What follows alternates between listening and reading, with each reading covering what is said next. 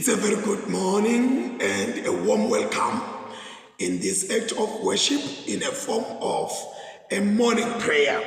Siyanemukela bazalwane, siyanemukela tithandwa ta Jesu, siyanemukela wherever you are, feel welcomed and feel homely in this platform. This is a place where we meet and worship God by listening to his words and saying prayers and then even unpacking part of the scriptures. So we meet under this platform. Our main purpose is just to say, Lord, we are your children and you have created us for such good works. Amen. Let us pray. Sithandaza egameni laNkulunkulu yise nendodana namoya ngcwele. Amen. Nkosi uNkulunkulu, Babe wasezulwini, Nkosi yelizulu nemhlaba, wena lodale tonke tinto, wenda tonke tinto dabatinhle ngesikhathi sato. Babe wethu lolungile siyak-acknowledge lokho ukuthi Nkosi silapha nje. Babe singawe, kude Nkosi lokungekwethu. Kude Nkosi lesikade phakamisa sithi sho ngako thine. Kuphela uNkulunkulu wethu lonamandla onke siphakamisa ubukhosi nobungqongqoshe bakho. Wena uNkulunkulu lobusa umhlaba wonke. Siyathandaza ke namanje Nkosi ukuthi ngenelela wena lo uNkulunkulu wekungenelela. Sithi Nkosi, you God, your hand is overarching. My God and my Father, we pray that you are the Almighty God. My God, siyathandaza Babe, the Almighty God whose hand is all over. Not in a situation we go without the hand. The hand of God is on us at all times. My God, you are the El Shaddai. My God, unemabele Nkosi ekuncelisa wonke umuntu lodakuwe. Babe wethu lonamandla onke unesifuba Nkosi lesiqinile, unesifuba Nkosi lesithambile. Ngubani kodwa longaqhaza wena Nkosi afikela khona athi sengimchazile ungiloko uNkulunkulu, ngoba uNkulunkulu ungiloko langeko ngaleso sikhathi leso lomthinga ngaso. Siyathandaza ke Babe wethu lolungile ekseni Nkosi, thululela moya wakho lwengcwele etikwethu, sibuve Nkosi bukhosi bebukhona bakho. Babe siyathandaza, sithandazela Nkosi tindzawo labahlangene khona abantu bakho with the aim of seeking you, Lord. Uke wathi lo mnye umbhali Nkosi, the place where the divine and human meet, it becomes, or the place where the divine and ordinary meet, it becomes a godly place, and it becomes a holy place. My God and my Father, ngiyathandaza Nkosi ekseni weuthi la khona labantu bakho laba very ordinary. Baba uthi lonamandla onke bahlangene khona kwabanelevi lakho. Bungcwele bakho Nkosi abube i-order of the day in the mighty name of Jesus Christ of Nazareth. Noma Nkosi bazetibhedlela, noma bazematilongweni, noma baku-unemployment, noma bakuma-frustrations of life.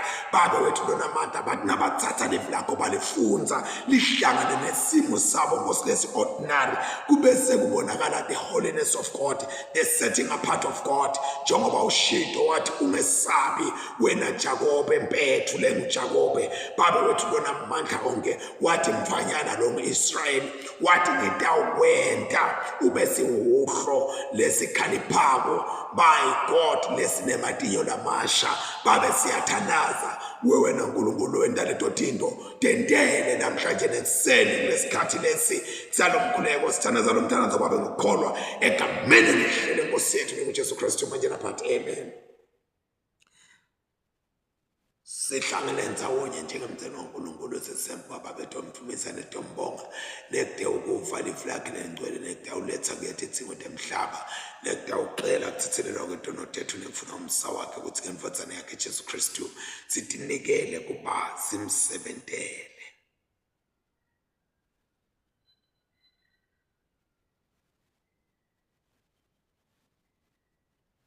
Kristu wafa kwabakanye kwanelela bonke bantu asimkhonde simthumise. Nkosi vula imilomo yethu ukuthi silithumise silibonge igama lakho.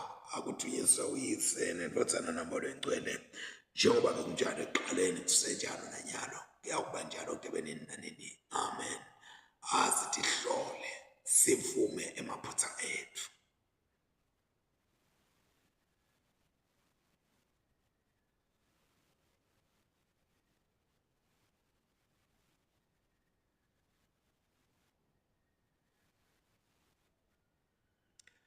Nkulunkulu Somandla, Baba wethu losezulwini, siyathi thoba, siyavuma ukuthi sonile kuwe. Uliqala lethu, sonile ngekuqabanga, nangekukhuluma, nangekwenda, nangekungakwendi lebekufanele sikwende. Ngenxa yeNdodana yakho Kristu iNkosi yethu, sithethelele konke lesekwencile. Usende sikhonde ekhamba lokusha kude ligama lakho lithunyiswe. Nkulunkulu Somandla, sawukele sithelele impilo tethu, usigcine ekulungeni lokunini nanini ngaJesu Kristu iNkosi yethu. Amen. Namhlanje na ekseni bazalwane, tifundo letimiselwe lelanga lamuhla tisicalisa ngelihubo 36 ngiloke lihubo lelimiselwe lelanga lamuhla lihubo 36. Sono siyakhuluma ekujuleni kwenhlitiyo yalomubi. Yebo, lomubi akamesabi uNkulunkulu. Utiphakamisa kangangeke ukuthi akaboni nebubi besono sakhe. Inkulumo yakhe ikuganga nemaqebo. Buyekele ebuqotho. Yekele ebuqotho bakhe nekwenda lokulungile. Uthi alele abe akha emaqhinga ekuganga. Sewuhamba ngendlela lembi, akakwenyanyi lokubi aphambane nako. Simakade umsa wakho ufikela emazulwini, kwethembeka kwakho ufikela emafini. Kulunga kwakho kunjengetintsaba letinkulu, tinqumo takho tijule njengelwandle. Simakadze ulondoloda abantu netilwane. Yebo Nkulunkulu, umusa wakho uligugu lelikhulu. Bantu basemhlabeni bakhosela emthundini wemaphiko akho. Badla indvodla yekudla, badzimate besutse endlini yakho. Ubanathisa emanti emfula wakho wenthokoto. Ngobe nguwe mthombo wekuphila. Kukhanya sikubona ekukhanyeni kwakho. Qhubeka nawo lowo musa wakho kulabo labakwatiko. Uqhubeke nekulunga kwakho kulabaqotho ngenhlitiyo. Ungaluvumela lunyawo lwalotiqapha ukuthi lunginyathele. Nalaba bangamesabi uNkulunkulu ukuthi bangiqoshe. Lababi bawe khona lapho, bawiswa phansi bangeke bavuke akuthunyiswe uyise lendvodzana namoya engcwele njengoba bekunjalo ekuqaleni kusenjalo nanyalo kuyakuba njalo kude kube nini nanini. Amen. Sifundo seqala siphuma eTestamenteni Elidala sibhaliwe encwadini ya Haggai chapter 1 verse 1 to 15. Ngeminyaka wesibili wekubusa kwenkosi Darius ngelilanga leqala lenyanga yesithupha livi lasimakadze lefika kuHaggai umprofeti kuZerubabheli umsa waShayathieliyeli mbusi wakaJuda nakuJeshua umsa waJehosadaki umpristi lomkhulu lathi naku lokushiwo umsimakadze lomsomandla uthi labantu bathi sikhathi asikafiki sekuthi kwakhiwe kabusha indlu yasimakadze. Livi lasimakadze lase liyefika ngemprofeti Haggai lathi ngabe kambe ngiso yini lesi sikhathi sekuthi nihlale etindlini letihlotshiswe kahle kakhulu kube kanti indlu yasimakadze yona ibukeka idinzana nje. Manje ke naku lokushiwo umsimakadze longusomandla uthi cabangisisani ngetindlela tenu nihlanyele kakhulu navuna kancane niyadla anesuthi niyanatha kodwa anikholwa niyembatha kodwa anifuthumani niyahola imali yenu niyifake etibhajini letinetimbobo. Naku lokushiwo umsimakadze lomsomandla uthi cabangisisani ngetindlela tenu khuphukelani etintsabeni niye ugawula khona tikotho nitekwakha lendlu kuze nami ngitewutijabulisa kuyo ngithunyiswe kusho simakadze. Benilindele sivuno lesikhulu kodwa nafuna kancane loko lenikubuyise ekhaya ngikuphuphuzile wahamba le kusho simakadze longusomandla ngenxa yendlu yami leSolomane ihleli itinzana. Ngalesikhathi lapho kungulona lo wena aphishaneke neyakhe indlu. Ngawo-ke ngenxa yenu emazulu ayigodlile imvula nemhlaba wagodla sivuno sawo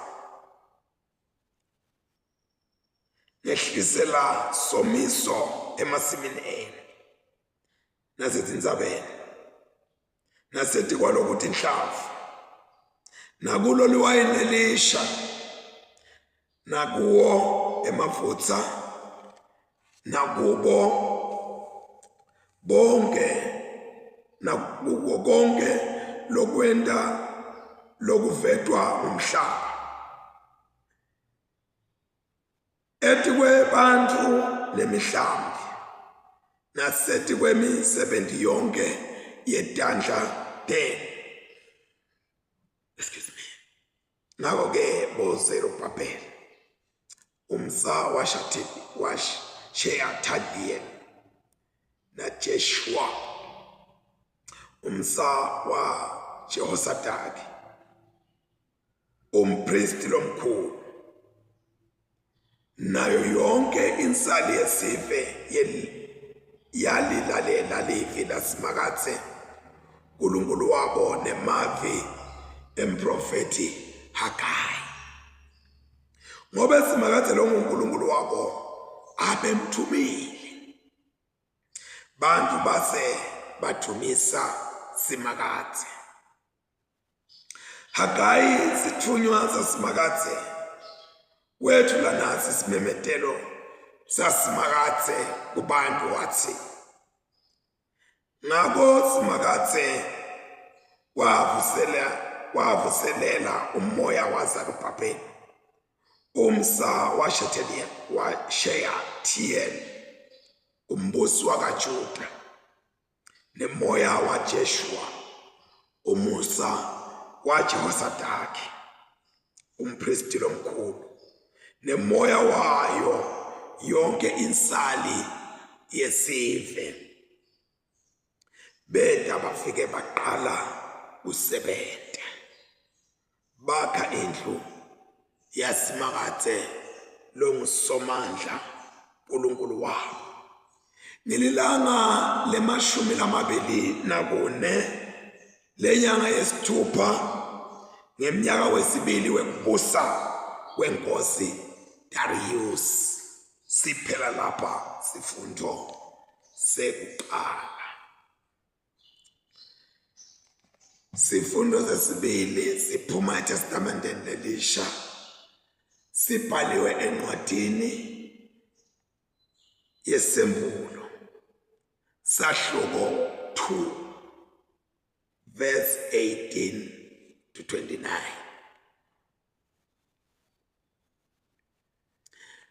Bhalela ingelosi yelibandla laseThiatira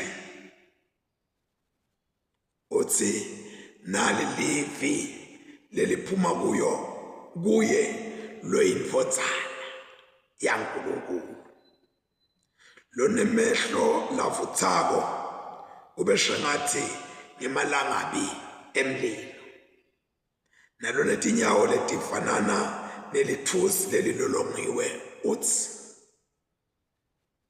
ngiyayati imisebenzi yakho neluthando nekukholwa nekukhonta nekuqinisela kwakho nekuthi imisebenzi yakho yamuva iyayendlula leya yakuqala. Kodwa thine nawe sehlukana la ekuthenini wena uyamvumela lo mfati lo njeYisebheli lo dibita ke kuthi ungumprofetikati edukise dinceku dami ngekutifundisa buphini nebugwadla nekudla lokuhlatshelwe tithixo. Ngimnikile lithuba lekuphenduka kodwa wala kuphenduka ebugwadleni bakhe. Manje ke ngitamlalisa ngesifo ecansini.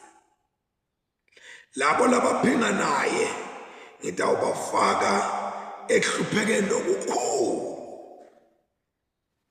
ngaphandle kokuthi baphenduke kule mihambo yabo lemibi yakhe lemibi. Bantu bakhe ngiyawubashaya bafe. Onke emandla ayakwati ukuthi nguye lokuphenyisisa ingqondo nenhliziyo. Ngulowo nalowo emkhathini wenu ngiyawumnika njengokwemisebenzi yakhe.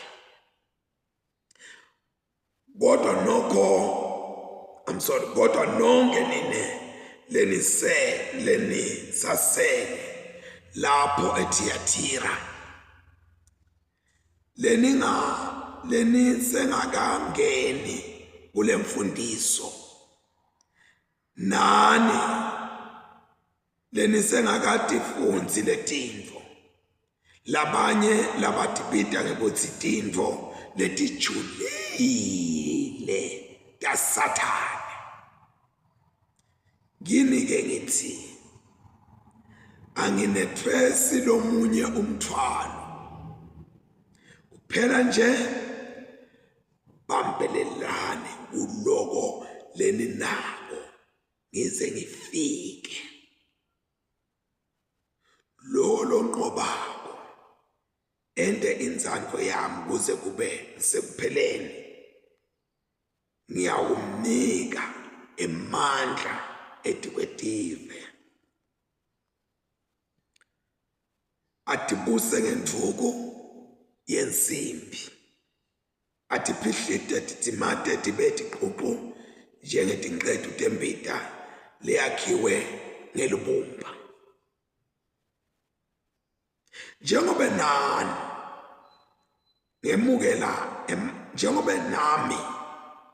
ngemukele emandla kuBaba,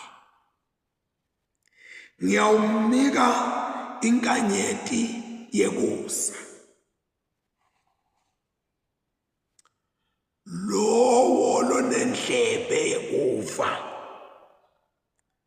akeve loko lokushiwo umoya emabandleni. Lowo lonendlebe akeve loko lokushiwo umoya emabandleni. Let us pray. Baba lolungile, siyabonga Nkosi. Ekseni sibonga livi lesikhathi, sibonga livi lelikhalipako, sibonga livi lelivela kuyo indvodzana yaNkulunkulu lenemehlo langemalanga bemlilo netinyawo telithusi. Siyabonga Nkulunkulu kwekuthi lafika boHagayi lalitokhuluma Nkosi kwekuthi nisho kuthini nanithi isikhathi sekwenta lokhu kwaNkulunkulu asikefiki, kube kanti kwenta kwenu nikhanda kusikhathi sakho. Uthi kungiko yini uthi indlu yaNkulunkulu ibe ngilokulengiko, ihlale ingilesimo lesilengiso? Kungumbuto loyo.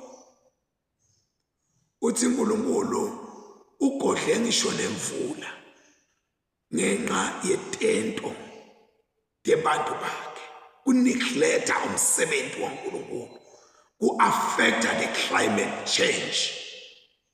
Noma ngabe bantu bafunze kangakanani, bathi akume kukhicitwa intuthu, akume kwendani, akusho ukuthi ku-wrong. Kodwa uma ngabe sitawuqhubeka singayendi intando yaNkulunkulu, it affects the climate change. It affects our salaries, our wages, our stipend, anything that is part of our earnings. Iya-affecteka makuba singakakwendi kwaNkulunkulu qala sajaka kwethu. It affects even the things lezi sithi sitivunile, silime kakhulu, sisebente kakhulu, sivune, kuthi sekuye ekhaya uNkulunkulu akuphuphuthe. Oh Nkosi siyabonga. Nali livi lakho uNkulunkulu wethu lomuhle ekseni liwela kunayindzawo. Ngiyathandaza Babe, ngithandazela abaprofeti, ngithandazela abapristi, ndiyanazela abavangeli, ndiyanazela abashumayeli belivi lakho kuthi Nkosi balibeke noma libaba lithi gamjupu, ngoba Nkosi kufanele ukuthi abantu balive lelivi babese bathi khethela bona ukuthi bafuna kwenda njani. Noma Nkosi babona shangathi lelivi liyabalahla, kodwa Nkosi balehla ifuna ukuthi libashiye bathathe i-decision. I pray this prayer in the mighty name of our Lord Jesus Christ, now and evermore. Amen. Siyabonga kakhulu bazalwane, ase sike sishike emakethe sitawubuya ukumanje sesifike emaphethelweni alena ipart. Amen and amen. Oh Jesus.